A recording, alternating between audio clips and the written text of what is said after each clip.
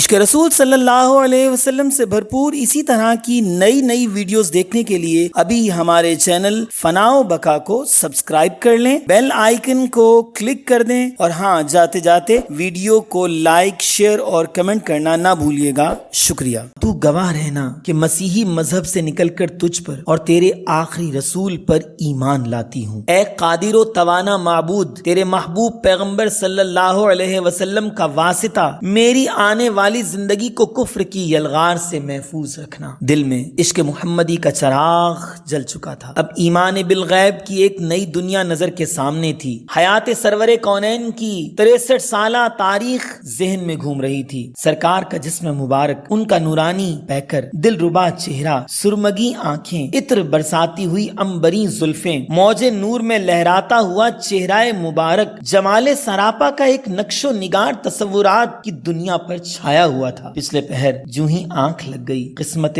بیدار نے آواز دی۔ رحمت و نور اور محبت و دلکشی کی جو دنیا تصور میں گھوم رہی تھی، اب وہ نظر کے سامنے تھی۔ کوٹھی کے قریب ہی ایک مسجد تھی۔ جیسے ہی مؤذن نے اشہد ان لا الہ الا اللہ اور اشہد ان محمد رسول اللہ کا کلمہ فضا میں نشر کیا، آنکھیں کھل گئیں۔ کلمہ اسلام سن کر دل بے چین ہو گیا، ایمان کی امنگیں جاگ اٹھیں۔ آج چہرہ خوشی سے کھلا جا رہا تھا۔ کونین کی خوش قسمتی بال بال سے پھوٹ رہی تھی۔ ایک لالا رخ حسینہ کا اپنا ہی جمال کیا کم تھا کہ وہ چشمہ نور میں غوطہ لگا کر آ گئی تھی۔ اب تو جنت فردوس کی حور معلوم ہو رہی تھی۔ نور سے چہرے پر نظر جمانا مشکل تھا۔ حسن و دلکشی کی یہ نمایاں تجلی دیکھ کر ماں باپ کو بھی حیرت ضرور تھی، لیکن وہ اسے حضرت مریم علیہ السلام کی عقیدت کا فیضان سمجھ رہے تھے۔ اس دن کافی انتظار کی زحمت اٹھانے کے بعد ملا جی تشریف لائے۔ نماز مغرب سے فراغت کے بعد صاحبزادی پڑھنے کے لیے حاضر ہوئی۔ جو ہی چہرے پر نظر پڑی، ملا جی کی آنکھیں پھٹی کی پھٹی رہ گئیں۔ صاحبزادی نے کہا،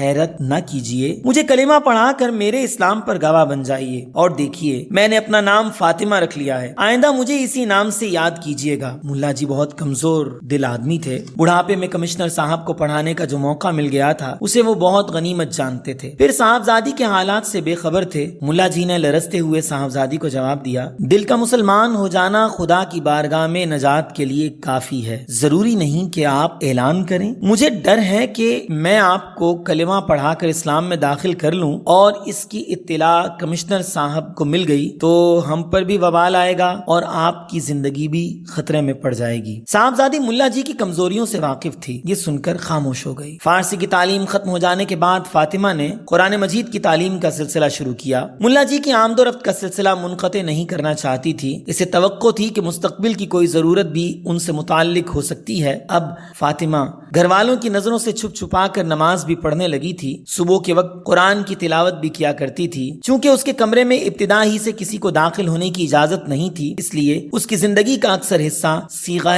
راز میں تھا۔ دل کے خاموش انقلاب کی اگرچہ والدین کو خبر نہیں تھی، لیکن باطن کی روحانی پاکیزگی کا اثر نامعلوم طور پر اس کے گرد و پیش میں نمایاں تھا۔ خاندان کے دلوں میں صرف اس کی محبت و شفقت ہی نہیں بلکہ عزت و احترام کا جذبہ بھی پیدا ہو گیا تھا۔ اس کی شخصیت کا اثر بغیر کسی ظاہری سبب کے لوگوں کے تحت الشعور پر چھایا جا رہا تھا۔ رات کی تنہائی میں اپنی خواب گاہ کے اندر کیا کرتی تھی اس کی خبر کسی کو بھی نہ تھی، لیکن ملا جی کے ذریعے صرف اتنا معلوم ہو سکا کہ وہ اپنی زندگی کو سرور کونین صلی اللہ علیہ وسلم کی زندگی کے سانچے میں ڈھالنے کا بہت زیادہ اہتمام کرتی تھی۔ سب کے سو جانے کے بعد وہ اپنا کمرہ اندر سے بند کر کے عشاء کی نماز پڑھتی، اس کے بعد سو جاتی، پھر تہجد کے لیے اٹھتی اور تا دم سحر گریا و مناجات، تسبیح و تہلیل اور درود و سلام میں مشغول رہتی۔ اس کے دل کا آئینہ اتنا شفاف ہو گیا تھا کہ عالم غیب کے انوار و اسرار کا وہ کھلی آنکھوں سے تماشا دیکھا کرتی تھی۔ اب آہستہ آہستہ اس کی زندگی کا رشتہ دوسرے مشاغل سے ٹوٹتا جا رہا تھا۔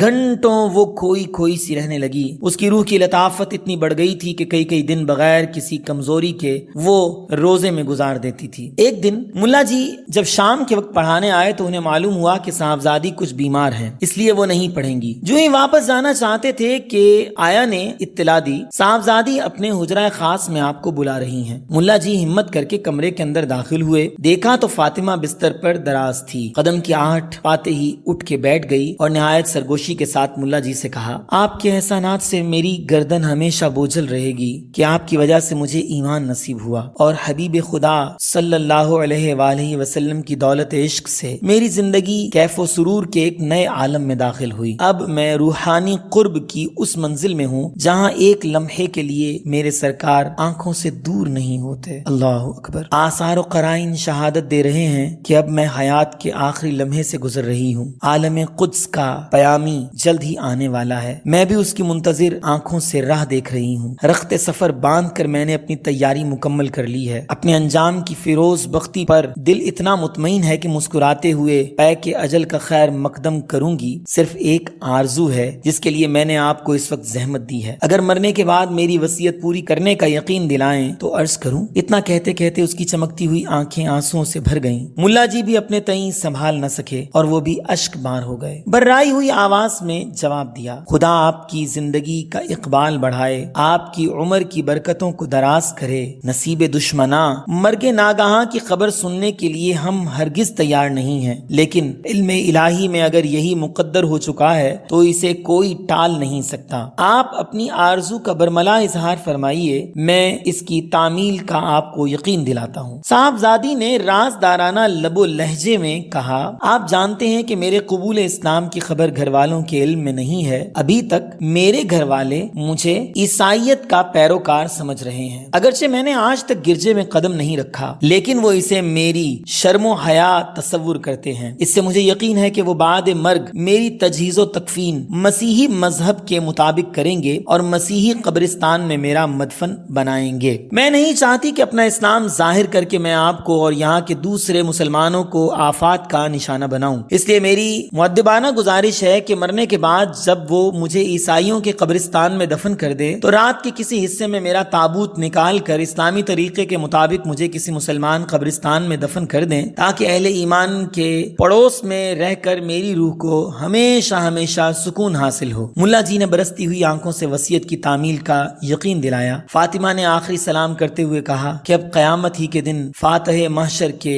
لوائے حمد کے نیچے ہماری آپ کی ملاقات ہوگی۔ یہ کہتے ہوئے ملا جی کو رخصت کیا۔